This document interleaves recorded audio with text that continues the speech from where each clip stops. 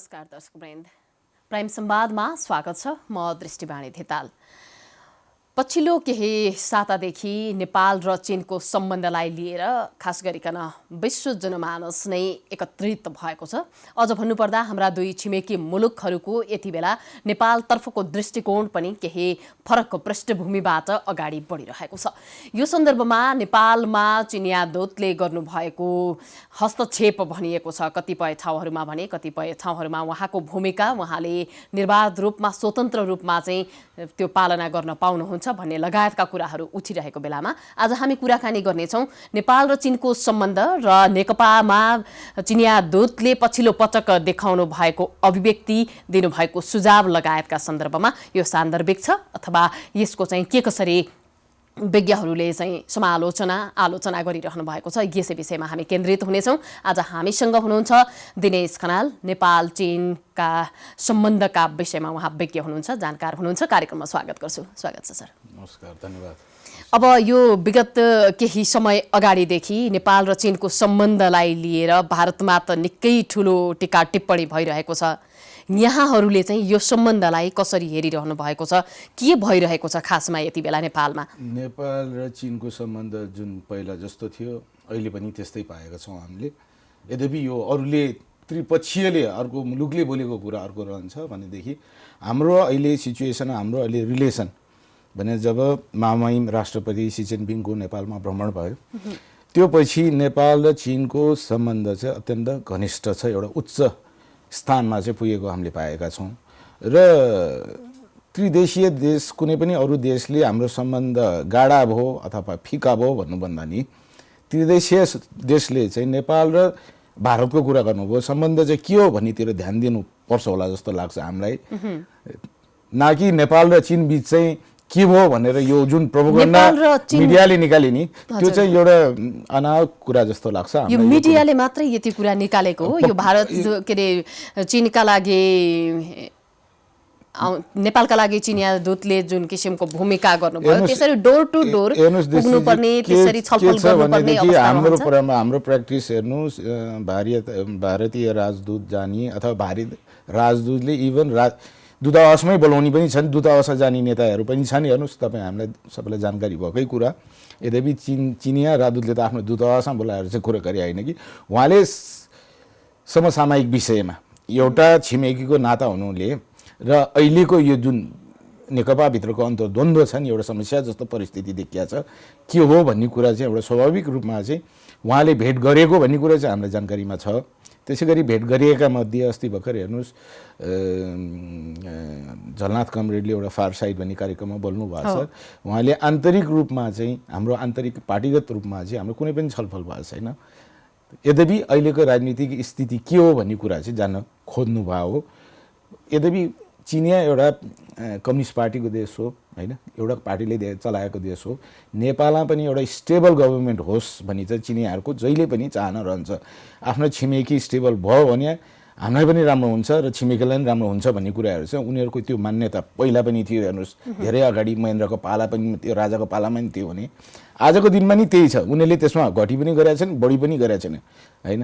अब अरू देशले, अरू त्रिपक्षीय देशले, अरू देशले चाहिँ यी कुराहरूलाई चाहिँ बेसी देख्छ भने चाहिँ यो उहाँहरूको प्रब्लम हो। नेपाल र चीनको सम्बन्धको प्रब्लम चाहिँ अरू देशले भनेर चाहिँ हुने होइन कि हाम्रो सम्बन्ध जति गाढा थियो अहिले पनि त्यति नै छ।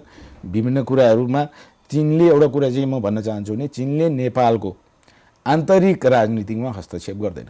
चाहे केपी ओली प्रधानमन्त्री हुनुहुन्छ, चाहे प्रचण्ड प्रधानमन्त्री हुनुहुन्छ, चाहे झलनाथ खनाल राष्ट्रपति हुनुहुन्छ, उहाँलाई केही पनि छैन देशभित्र, हाम्रो आन्तरिक राजनीतिभित्र होइन।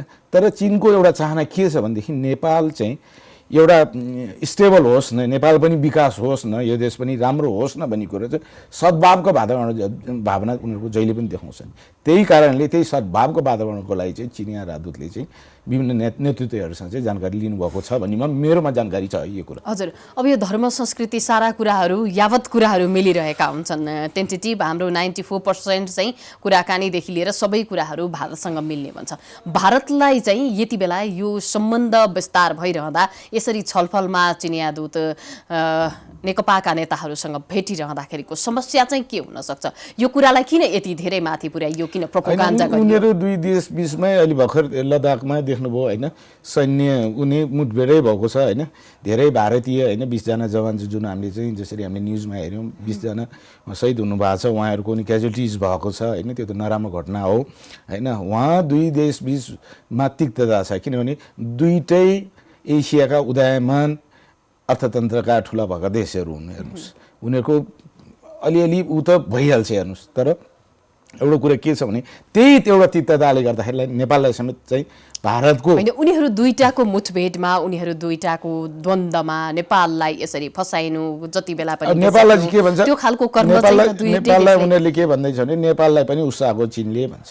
नेपाललाई यदि चिनले उस्काएको भए अथवा होइन मोटिभेट गरेको भएदेखि नेपालमा त हेर्नुहोस् जनयुद्ध भएको देश हो। हेर्नुहोस् 10 वर्ष युद्ध लडेको देश भयो। त्यो बेला चाहिँ किन भनेन चाहिँ चिनको माओले आएर चाहिँ नेपाललाई चाहिँ बढायो भने किन भनेनन् भन्नुहोस्। यो कुरा पनि टार्गेट छ। हामी जाउँ पास हिस्ट्रीमा जाउँ होइन, कसको आधारमा चाहिँ जनक्रान्ति भएको थियो त नेपालमा? त्यो बेला चाहिँ इन्डिया किन बोलेन त्यो बेला होइन? आजको दिन जब हाम्रो एउटा राजनीतिक एउटा स्थिरता आउँदैछ र हामीले हाम्रो परराष्ट्र नीति क्लियर गर्दैछौँ र आफ्नो देशको सिमानाहरू यतिसम्म थियो है, यतिसम्म हामीले चाहिँ क्लेम गर्न पाउनुपर्छ किनभने हाम्रो पुरानो ट्रिटी अनुसार हाम्रो सन्धि अनुसार चाहिँ गर्न पाउँछ भन्ने कुरा राख्दाखेरि चाहिँ उनीहरूलाई चित्त नबुझिया कुरा त प्रश्न देखिन्छ। हेर्नुहोस् यही कुरा हो किनभने नेपालले आफ्नो भूमि पनि उ गर्न खोज्यो। किनभने अहिलेको स्थिति हाम्रो चाहिँ राजनीतिक परिपक्व भएर एउटा 5 वर्षीय सरकार चल्ने एउटा नयाँ संविधानले एउटा बाटो लिएको देशलाई चाहिँ होइन, जसरी हामी चाहिँ राजनीतिक रूपमा चाहिँ बढ्दै आयौँ तङ्ग्रिँदै आयौँ, त्यसपछि चाहिँ बुझ्दै भनौँ न, हामीले भन्छौँ नि सानो बच्चा ठुलो हुँदै हुर्केर आयो भनौँ न होइन, छोरा हुर्केपछि चाहिँ अंश माग्छ भने जस्तो कुरा भएपछि मेच्योर भएपछि त्यो बुझ्दै आउँछौँ नि। हामीले राजनीतिक तर्फबाट हामी मेच्योर हुँदैछ, इकोनोमिकली हाम्रो राम्रो हुँदैछ, हाम्रा निर्माणका कामहरू होइन, हाम्रा विभिन्न के अरे इन्फ्रास्ट्रक्चरका कामहरू हुँदैछन्, ठुला ठुला परियोजना हुन लागिरहेछन्, रेलदेखि होइन विभिन्न कुराहरू ठुला ठुला हाइड्रो पावरदेखि लिएर होइन पश्चिम के अरे पूर्व पश्चिम रेलमार्गदेखि विभिन्न कुराहरू चाहिँ आउँदैछन् भने चाहिँ अब चाहिँ यो देश चाहिँ होइन जसले चाहिँ भारतले हाम्रो जहिले पनि छोटा मुलुक छोटे भाइको रूपमा उहाँले प्रस्तुत गर्नुहुन्छ र भन्ने हुन्छ मिडियामा पनि। तर यो त ठुलो हुन थाल्यो र आफ्नो पहिचान र आफ्नो गर्न थालेकोमा चाहिँ उहाँहरूलाई अलिकता तिक्तता हुनसक्छ। हेर्नुहोस् त्यो कुरा भन्न सकिँदैन, यो कुरा यद्यपि यो डिप्लोमेटिकै कुरै हो। र म के भन्न चाहन्छु भने हामीले पनि आजको दिनमा दुईवटा छिमेकी छन् हाम्रा त्यहाँ होइन, भारतका धेरै छिमेकी छन्, चिनका त 12-13वटा त सिमानै छ उहाँहरूको, त हामी मात्रै होइन उहाँहरूको होइन, विभिन्न देशका छन्। तर हामीले चाहिँ कस्तो व्यवहार गरेका छौँ त दुइटै होइन, हामीले भारतलाई कस्तो व्यवहार गरेका छौँ, चिनलाई कसरी डिप्लोमेटिकली हेर्ने होला भन्दाखेरि हामीले हेर्नु नेपाल भारत त खुला सिमाना छ होइन। अहिले नेपालमा कति इन्डियन बसिरहेछन् त तथ्याङ्क माग्नुहुन्छ नि थाहा छैन। इभन कति नेपाली काम गर्दा रहेछन् भन्ने कुरा त अस्तिको यो हामीलाई कोभिड-19 त्यसले चाहिँ देखायो त्यत्रो मान्छे रहेछन् त इन्डिया भन्ने कुराहरू भयो। किनभने सरकारसँग तथ्याङ्क छैन, कोसँग तथ्याङ्क न भारतीय सरकारसँग छ न नेपालसँग छ। हेर्नुहोस् अब यी कुराहरू जो सोध्नुपर्ने स्थिति आएछ कि हामी सिमाना समेत दुईतिर चाहिँ बराबर गर्ने हो कि होइन, र आफ्नो देश मजबुत आफ्नो सार्वभौम होइन अखण्डता हामीले सुदृढ गरेर लिएर जानलाई चाहिँ हाम्रो देश वाइज हाम्रो सिमाना वाइज चाहिँ एकदम बलियो भएर जानुपर्ने स्थितिमा अहिले नेपाल छ। यद्यपि अहिलेको नेकपाको पनि कुरा गर्न खोज्नुभयो तपाईँले। नेकपाको कुरा के छ भनेदेखि नेकपा अब हामीले हेर्ने दृष्टिकोण मैले अहिले पनि तपाईँलाई भनिसकेँ, हजुरलाई जोड्दैछु। यो यति बेला काङ्ग्रेसको सरकार हुन्थ्यो भनेदेखि चिनको राजदूतको भूमिका यस्तै किसिमको रहन सक्थ्यो अथवा यो कम्युनिजमको कारणले गर्दाखेरि यति धेरै गहिरो सम्बन्ध बढिरहेछ। समस्या आयो भने त चिनिया राष्ट्रपति चिनिया महामहिम राजदूतले शेरबहादुर देउवालाई नि भेट्नुहुन्छ, सुशील कोइरालालाई नि भेट्नुहुन्छ, त्यसमा कुरै चिनको लागि नेपालको आन्तरिक राजनीतिमा उहाँहरूको हस्तक्षेप छैन। हेर्नुहोस् एउटा कुरा उहाँहरूको पोलिसी नै छ त्यो होइन, उहाँको पोलिसी नै। तर एउटा सामिप्य कहाँ हुनसक्छ भने चाहिँ नेपालमा त अहिले कम्युनिस्ट पार्टी भर्खर एकीकृत भएर एउटा ठुलो पार्टी बनेको छ होइन। चीन पनि एउटा होइन समाजवाद पार्टीको अनुसारले पार्टीगत रूपमा एउटा एफेक्सन हुनु सही कुरा हो, किनभने त हामी त अहिले क्यापिटलिस्टिक भन्दा नि सोसलिस्टिकतिर जाँदैछौँ नि त होइन। अनि दुईतिर त सोसलिस्टिक चाइना छ भने क्यापिटलिस्टिक त इन्डिया छ, फेरि दुईतिर छ हाम्रो होइन। एउटा कुरा त्यसलाई चाहिँ होइन भर्खर भएको यो त यत्रो जनमतले मानेर भएको यो गभर्मेन्ट हो नि त होइन। अब यसलाई चाहिँ नफुटोस् भन्ने चाहिँ चिनको चाहना हुनसक्छ। र यद्यपि तपाईँले भइहाल्नुभयो नेपाली काङ्ग्रेसको अहिले सरकार हुने थियो अहिले देखेर, र यस्तै नै भने यस्तै किसिमका समस्या थिए, इन्डिया लगायतका समस्या थियो भने मलाई विश्वास छ चीन पक्कै पनि यसमा पनि चाहिँ अलिकता चाहिँ नेपालको स्थायित्व होस् भन्ने कुरा गर्छ। त्यस्तै यद्यपि तपाईँले उहाँले त महामहिमले त उनी निकाल्न सक्नु भएको छ होइन, आफ्नो स्टेटमेन्ट निकाल्नुपर्छ हामी कुनै पनि अवस्थामा चाहिँ नेपालको पक्षमा छौँ भन्ने कुरा। त्यो एउटा राजदूत महामहिम राजदूतले नेपालमा आएर त्यत्रो स्टेटमेन्ट दिनु भने सानो स्टेटमेन्ट होइन जस्तो लाग्छ मलाई। अब नेकपा भित्रको अलिकति विवादका कुरा गरौँ। यति बेला नेकपाले यस्तो गरी विवादित हुनुपर्ने जुन किसिमको श्रृङ्खलाबद्ध रूपमा चाहिँ उहाँहरूले स्टेटमेन्ट दिइरहनु भएको छ, प्रधानमन्त्रीज्यूको स्टेटमेन्ट त्यसै गरी आउँछ। यो आन्तरिक कुरा हो, पार्टीको भित्रको आन्तरिक कुरा हो। उहाँहरूको पार्टीगत र प्रधानमन्त्रीगतको होइन कोर्डिनेसन हुन नसकेको कुरा। यद्यपि हामीलाई थाहा भएको अनुसार चाहिँ होइन पालै पालो चाहिँ कार्यकाल भन्ने कुरा नि हामीलाई पहिला आएको थियो, पछिबाट मङ्सिरबाट फेरि यो सिद्धियो भन्ने कुरा आएको थियो। तर अहिलेको स्थितिमा अब आज मलाई बोलाइहाल्नु भयो यहाँ म भनिदिउँ भने यो बिहान अहिलेको स्थितिमा मुलुकलाई के चाहेछ अहिले कोभिडले होइन, अहिले पानी वर्षाले होइन, अहिले त हाम्रो चारैतिरबाट चाहिँ दुःखले घेरेको बेलामा चाहिँ अहिले चाहिँ एकदम एक्टिभ लिडर चाहिँ अहिले चाहिँ होइन फिल जान सक्ने लिडर्सको चाहिँ आवश्यकता छ। र यो समस्याको समाधान गर्ने, जनतालाई आश्वासन गर्ने, जनतालाई राहत गर्ने त्यस्तो खाले नेतृत्व चाहिँ अहिले चाहिँ खोजेको अवस्था चाहिँ छ। हेर्नुहोस् त्यो चाहिँ नभइरहेको स्थितिमा चाहिँ सबैको सबैजनामा तपाईँ हामी काङ्ग्रेस कम्युनिस्ट नभनौँ सबैको चाहिँ मनोबल गिरेको अवस्था छ। ल बर्बाद हुने भयो, देशको अर्थतन्त्र जाने भयो, रोगले सबै डामाडोल पारिदियो, सबै व्यवसाय खत्तम छ। 2020 भिजिट इयर गरेको अवस्था आजको यस्ता छन् होइन। होटल व्यवसाय सबै डुबेका छन्, सबै क्षेत्रलाई यसले तस नस बनाइसक्यो। अब यसलाई कसरी उचाल्ने भन्ने कुरा चाहिँ जनताको अहिले अपेक्षा के छ भनेदेखि मैले भन्नुपर्दाखेरि यदि ती भित्रको नेकपाका भित्रको यो त म्यान्डेट गभर्मेन्ट हो 5 वर्षलाई, त्यहीमध्ये चल्ता फुर्ता काम गर्न सक्ने अहिले जनताको समस्या सम्बोधन गर्न सक्ने नेतालाई यदि प्रधानमन्त्री भने के हुन्छ कि भन्ने आशा चाहिँ छ सबैलाई। हेर्नुहोस् अब यो सबैजना जति पनि हुनुहुन्छ नेतृत्व गरिसक्नु भएको, एकपटक भए पनि नेतृत्व गरिसक्नु भएको प्रधानमन्त्री हुनु भइसकेको व्यक्तिहरू हुनुहुन्छ, उहाँहरूको कार्यकाल पनि नेपाली जनताले देखिसकेका छन्। प्रधानमन्त्री चेन्ज हुँदैमा अथवा नेतृत्व चेन्ज हुँदैमा, सरकार चेन्ज हुँदैमा सबै समस्याहरू समाधान हुन सक्छ भन्ने त छैन नि। जनताले दिएको अभिमत, जनताले दिएको मतको पनि एउटा किसिमले कदर गर्न सकेर समन्वय गरेर काम गर्न सकिने अवस्था चाहिँ बन्न सक्दैन। तर हेर्नुहोस् गर्न नसक्ने भनेको समन्वयको त यो काम नगरे नै भएको। हेर्नुहोस् 2.5 वर्ष त सरकार त भइसक्यो अनि यद्यपि लास्ट आएर झन् यो समस्या धेरै कोभिड-19 प्लस यो बाढी पहिरोले पनि हामीलाई समस्या ल्यायो। अब अझ के आउँदैछ समस्या अझै हामीलाई थाहा छैन कति समस्या अझ आउँछ। तर यी कुराहरू गर्दाखेरि मलाई के लाग्छ भने समन्वय भन्दा पनि अहिले दुई तर्फका शीर्ष नेताहरूले राम्रो समझदारीमा सक्ने र केपेबल मध्ये अब हेरिसक्यौँ भन्दा पनि यो खाली ठुलो सरकार बन्नमा त हुनुहुन्न थियो नि त। उहाँहरूले संविधान बनाइसकेर नयाँ सरकारको त हेर्नु भएको थिएन, उहाँहरूले गरेर एक्सपिरियन्स थिएन ती मध्येका नेताहरूमध्ये।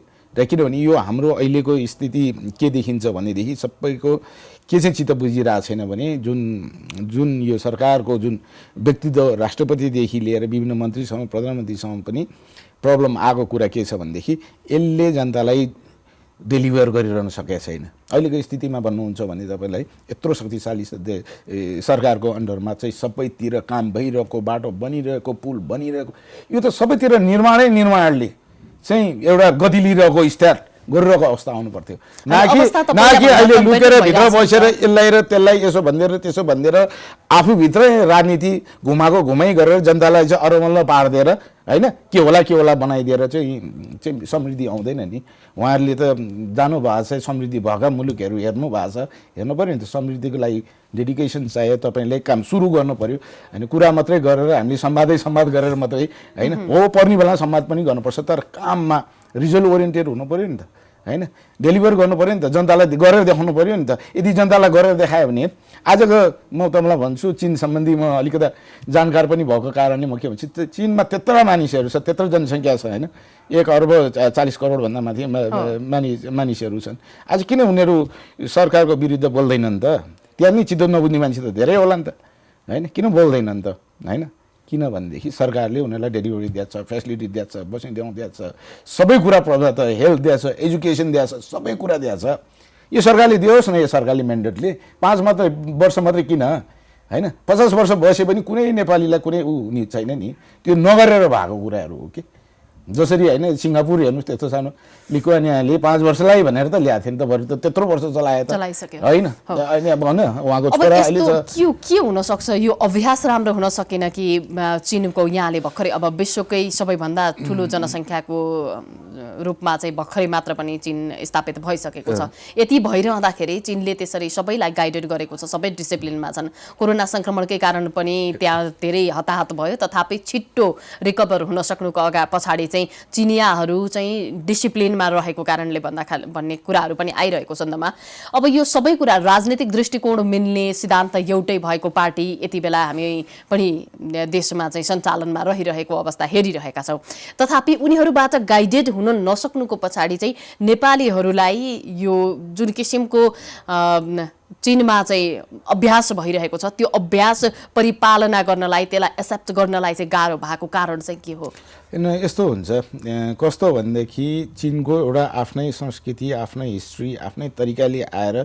यो अवस्थामा आइपुगेको प्रत्येक देशको हामी पनि फरक यद्यपि हामी त अझ डेमोक्रेटिक कन्ट्री हौँ हैन चीन त एउटा पार्टीले हाम्रो त मल्टी पार्टी डेमोक्रेसी भएको देश हो जसले पनि भोलि अर्को काङ्ग्रेसले चलाउँछ अथवा कुनै पार्टीले पनि कहिले चलाउँछ भइरहेको कुराहरू हाम्रोमा धेरै पोलिटिकल्ली धेरै नै ओपन हामी डेमोक्रेटिक देश हौँ होइन तर त्यही कुरा चाहिँ यहाँ लागू हुनसक्छ भने सिद्धान्तको कुराहरू हुनसक्छ किन भौगोलिक स्थितिले पनि हाम्रो देश होइन जनसङ्ख्याको स्थितिले पनि र यहाँ भएको हाम्रो बिलिफ रिलिजन जात जाति होइन यी कुराहरूले पनि धेरै फरक आउँछ कि त्यो एउटै कुरा चाहिँ यहाँ लागू हुन्छ भन्ने छैन तर एउटै कुरा के छ भने लागू हुने कुरा चाहिँ विकासको कुरा हेर्नुहोस् काम गर्न सकिन्छ काम नगरिकन विकास हुँदैन गफ गरेर मात्रै चाहिँ विकास हुँदैन हेर्नु म लगभग चीनसँग सम्बन्धित भएको 25 वर्ष पुरा भइसकेको छ 10 वर्ष त म चीनमै बसेँ जुन बेला चाहिँ 90s को समय थियो 90s मा भने चीन भर्खर बिल्डिङ हुँदै थियो हेर्नुहोस् हैन त्यो बेला धमाधन बन्ने सबै कुरा गर्ने हैन इकोनोमिक बुम भइरहेको बेला र काम गरिरहेको अवस्थामा चाहिँ म चीनमा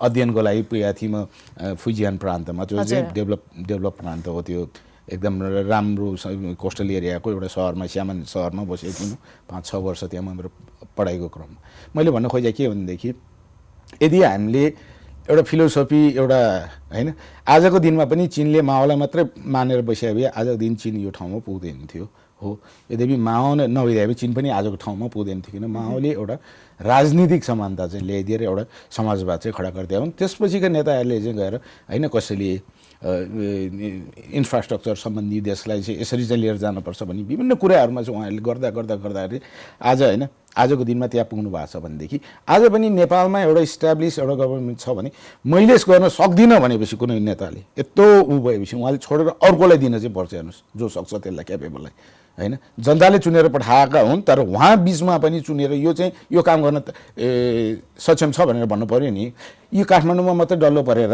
यत्रो कोरोना आयो यत्रो सबैजना यति बस्ने त्यत्रो नेता हुन्छ सबैलाई एकवटा प्रदेशमा पठाउन 7वटा प्रदेश 7वटा नेता त्यहाँ झगडै पर्दैन त काम दिउँ न त ल तपाईँ बाढी पहिरोसम्म तपाईँ यसो गरेर त्यो उ गर्नलाई कोर्डिनेसन गर्नु भने कोभिडको लागि तपाईँ गर्नु भने प्रत्येकलाई पठाउन त यहाँ बसेर सधैँ यताबाट बालटारबाट हैन उहाँ गरेर झगडा गरेर मात्रै त हुँदैन देश त प्रस्तुति हामी त जहिले पनि जनता चाहिँ हेरेको के होला भन्ने एउटा रोगको डर चाहिँ हेर्नुहोस् अरू गाउँ पहाडमा चाहिँ प्राकृतिक प्रकोप छ अर्को कुरा राजनीतिको यस्तो अवस्था भयो भने अनि मानिसलाई कहाँबाट आउँछ ऊ हुन्छ पोजिटिभनेस खोइ होला नि त मेरो देश बन्ला नि मेरो देश खोइ पोजिटिभनेस ती कुराहरू चाहिँ हराउन जान्छ यसलाई चाहिँ म आज बिहानैको कार्यक्रममा हामीले मोटिभेट हुनुपर्छ हामीले यो राष्ट्र जसरी नै बनाउनु पर्छ भन्ने सङ्कल्प सबैमा दिनु सक्नु त्यस्तो नेतृत्व चाहे नि ताकि उखान टुका भनेर मात्रै त हुँदैन यो त अति भइसक्यो हेर्नुहोस् एउटा राम्रो चाहिँ उ गरेर चाहिँ एउटा नेता ल्याएर चाहिँ हैन नेपालमा चाहिँ अहिले यङ जेनेरेसनलाई दिने हो कि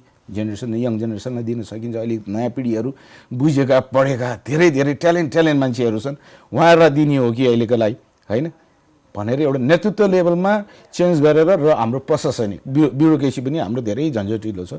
ब्युरोक्रेसी नगराइकन हामीले चीनको जस्तो विकास सोच्नु भने त्यो सपना देख्नु मात्रै हो। मिल्नु पर्यो नि त, फङ्सन गर्नु पर्यो नि त। हाम्रो सिस्टमले फङ्सन नगरिकन लोभ चाहिँ अर्काको राम्रो गर्ने अनि काम चाहिँ आफू नगर्ने भनेर चाहिँ कहिले हामी त्यो विकासमा पुग्न सकिन्छ? त्यो असम्भव कुरा हो। त्यसको लागि तपाईँले अहिले भन्नुभएको मलाई क्वेसन आन्सर उनीहरूको नीतिअनुसार नेपालमा किन बनेन भन्ने कुरा चाहिँ मैले लगभग तपाईँलाई एन्सर गर्ने होला जस्तो लाग्छ। अब यो नेपाल र भारतको सम्बन्धलाई चाहिँ अहिले चीनको सम्बन्धले अलिकति तितर बितर बनाएको हो कि अलिकति बिथोलेको हो कि भन्ने खालको? चीनको सम्बन्धले मैले कुरा काटेँ तपाईँलाई, चीनको सम्बन्धले त हुँदै होइन नि, भारतले आफैले सम्बन्ध बिगारिरहेछ। जब नेपालले लिपुलेखको जुन नक्सा प्रकाशित गरिसकेपछि त उनीहरूले त कन्ट्याक्टै गरेका छैन त। यहाँ त कुरा त त्यो पो त छ त, रेस्पोन्सै छैन। हामीले मान्दैनौँ भने त्यो वार्ताको लागि पहल गर्नु पर्यो नि त उहाँहरूले पनि। बारम्बार वार्ताका लागि पहल गर्दाखेरि पनि त्यो कुरा हुन सकिरहेको छैन। अब चीनले पनि तिमीहरू दुईटा देशको सन्दर्भ हो, यो तिमीहरू आफै मिलाओ भनेर तटस्थ बस्देको अवस्था छ। तथापि चीन र भारतकै सम्बन्ध बिग्रिँदै गएको खण्डमा पनि नेपाललाई चाहिँ अप्ठ्यारो पर्न सक्ने अवस्था देखिन्छ। यो कूटनीतिक पहल हुन नसकेको सन्दर्भका कुराहरू हुन्छन् नि नेपालका तर्फबाट। नेताले गर्न सक्नु अहिले यहाँ हाम्रो सम्मानीय प्रधानमन्त्रीले सिधै भारतका नरेन्द्र मोदी प्रधानमन्त्रीसँग कुरा गर्न सक्नुहुने स्थिति छैन अहिलेको टेन्सको स्थितिमा। अर्को नेतालाई लाउनु पर्यो अथवा अरू कोही क्यापेबलसँग कुरा गर्न लाउनु पर्यो र दुईटा भनौँ न, दुईटा ठुला मुलुकको अहिले विवादमा हामीले पनि एउटा बारम्बार प्रस्ताव राखिरहँदाखेरि पनि भारतबाट चाहिँ पोजिटिभ खालको कुरा नआउनुले चाहिँ कस्तो किसिमको असर पार्न सक्छ भोलि? अब यो कस्तो हुन्छ नि, हाम्रो दाबी मात्रै हुन्छ, उनीहरू बोल्दैन भने त के गर्ने? अब हाम्रो जस्तो राष्ट्रले भारतसँग हामी युद्ध गर्न जान सक्ने अथवा हाम्रो यो पुरानो सम्बन्धले पनि होइन दिँदैन त्यो। किनभने हाम्रो व्यक्ति बिचमा सम्बन्ध छ, हेर्नुहोस् एकदम घनिष्ठ सम्बन्ध छ। त्यसमा दुई मात्रै छैन, नेपाल र भारतको सम्बन्ध एकदमै राम्रो छ। मैले भन्न खोजेँ के मात्रै छु भने चीनले चाहिँ हाम्रो सम्बन्ध चाहिँ बिगार्दै होइन है, यो चाहिँ होइन, यो चाहिँ गलत कुरा हो। भारतले यो कुरा किन भन्यो भन्ने कुरा उनीहरूको आफू सम्बन्धमा अथवा मिडियाले भने होला, तर मैले अफिसियल्ली भने त मैले सुनेको छैन। कुनै पनि परराष्ट्र डिप्लोमेटिक उयो नोटहरू त मैले देखेको छैन। जति देखेँ न्युज च्यानलै थियो, त्यो न्युज च्यानल पनि अहिले एकदम राम्रो गर्नुभएको छ हाम्रो सुदीप आचार्यजी, नामै लिएँ मैले, उहाँले सबैलाई बन्द पनि गरिदिनु भएको छ। त्यसपछि मान्छेलाई अलिकता नेपाली मान्छेहरूलाई नि यो विभिन्न यो होइन उसले चाहिँ अलिकता प्रोपोगन्डाले अलिकता कम्पनी गरेको छ त्यसपछि। किनभने यस्तो खाले न्युजले चाहिँ भोलि मान्छेप्रति चाहिँ घृणाको होइन सम्बन्धको घृणा सम्बन्ध ऊ हुनसक्छ। अब यो हामी विकासतर्फ लम्किँदै गरेको मुलुक, दुईटा देश चाहिँ एकदमै तीव्र गतिमा अगाडि बढिरहेको छ विकासका कुराले। दुईटै देशबाट लगानीभित्र हुने भनेर पनि लगानी सम्मेलनहरू भए, तथापि लगानी सम्मेलन भए अनुरूप चाहिँ लगानी भित्रिने कन्डिसन पहिलाकै अवस्थादेखि पनि त्यो अभ्यास भएको पाइँदैन। अब यो बिचको अहिलेको सम्बन्धले गर्दा भारतबाट नेपालमा भित्रिने भनेको लगानी, चीनबाट नेपालमा आउने भनेको लगानीको चाहिँ के हुनसक्छ सर? अहिलेको स्थितिमा हेर्नुहोस्, चीनबाट आउने लगानीको चाहिँ कुनै प्रब्लम मैले देख्दिनँ। किनभने 2019 को लगानी सम्मेलन राम्रोसँग नै ऊ भएको थियो, म पनि इन्भल्भ थिएँ त्यसमा होइन। म पनि 2 दिनमा पुरा खटेको पनि थियो। त्योभन्दा प्री मिटिङमा बेजिङमा पनि म मिटिङमा गएको थिएँ। अहिलेको हाम्रो लगानी बोर्डको अध्यक्षज्यू त्यो बेला अहिले त गभर्नर हुनुहुन्छ महाप्रसाद अधिकारीज्यू पनि हुनुहुन्थ्यो, बेजिङमा हामी थियौँ र चिनियाहरू एकदम पार्टिसिपेन्ट चाहिँ धेरै भएको थिए होइन। त्यो बेला कमिटमेन्ट धेरै व्यापार कमिटमेन्ट अथवा साइन हुन सकेन, त्यो आफ्नै पक्ष छ। किनभने हाम्रो तर एउटा कुरा के छ भने यहाँ एउटा कुरा तपाईँ भनेपछि कुनै पनि पक्षमा चाहिँ चीन चाहिँ नेपालको पछाडि उभिन्छ भन्ने जुन एउटा तात्पर्य महामहिमको छ, त्यो भनेपछि लगानी रोकिँदैन नेपालमा। हेर्नुहोस्, मलाई पर्सनल्ली मेरा साथीभाइहरू अहिले चीनबाट फोन गरिरहन्छ, प्रत्येक जति मेरो कुरा हुन्छ, बेजिङमा कुरा हुन्छ, वुहानमा कुरा हुन्छ, गुवान्जोमा कुरा हुन्छ, विभिन्न क्षेत्रमा मेरो कुरा हुन्छ। त्यहाँका साथीभाइ उहाँले भन्छ कहिले चाहिँ नेपालको इन्टरनेसनल एयरपोर्ट खोल्छ, हामी चाहिँ यो लगानी गर्न आउने भने हाम्रो त यहाँ सबै ठिक भयो, हामी चाहिँ कहिले आउनु पाउँछौँ भन्दाखेरि हाम्रो देशमा अहिले रोग बढ्दो छ। जब यो हुन्छ र इन्टरनेसनल हुन्छ मापदण्डमा अनुसार मात्रै आउनु पाइन्छ भनेर मैले आफै नै कल रिप्लाई गरिरहनु भएको परेको छ। अब इन्डिभिजुअल्ली फोन गर्छन्, त्यस्तो गर्दा नि यो गर्नु परेको छ भन्नाले उनीहरू नेपालमा लगानी गर्न आउने एकदमै इच्छुक छन् होइन।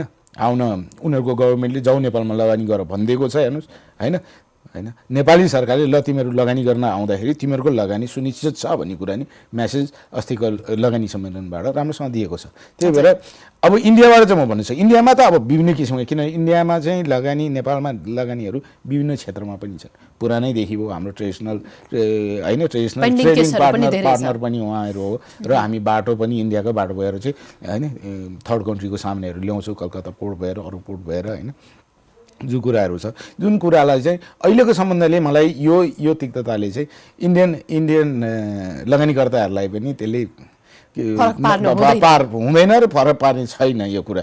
किनभने व्यापार भने व्यापार हो व्यापारीसँग हुने कुरा हो सरकार भने हो। यद्यपि नेपालले कुनै कडा नीति लगानीकर्तामा लागेन भने है अब सरकारले एउटा नीति बनाइदियो भने त उहाँलाई नै अप्ठ्यारो पर्छ तर गरेन भनेदेखि चाहिँ त्यो अब हामी कार्यक्रमको अन्तिममा आइपुगिसकेका छौँ होइन। नेपालमा चिनिया दूतले यतिको प्रभाव पार्न सक्ने कन्डिसन हुने रहेछ। हाम्रो नेपाली दूतको चाहिँ चीनमा कस्तो किसिमको मोडालिटी छ उहाँको भूमिका कस्तो छ? अहिले हाम्रो नियुक्त भएको 2 महिनापछि अस्ति भर्खर लास्ट विक जानुभयो महेन्द्र बहादुर पाण्डे। उहाँ अब 14 दिन त बेजिङमा एम्बेसीमै क्वारेन्टाइनमा बस्नुपर्छ भनेको छ। अब उहाँ 1 हप्ता भयो अर्को 1 हप्ता बस्नुहुन्छ र उहाँ भर्खर जानुभएको छ हेर्नुहोस्। किनभने यो सबै कोभिडको अन्यलमा कोभिड अगाडि चाहिँ उहाँ नियुक्ति भयो हुनु चाहिँ होइन तर जान चाहिँ अलि पछि प्लेनहरू रोकियो र अस्ति एउटा चार्टर फ्लाइटबाट चाहिँ जानुभएको छ। त्यो ग्रुपसहित जानुभएको छ त्यो मलाई थाहा छ।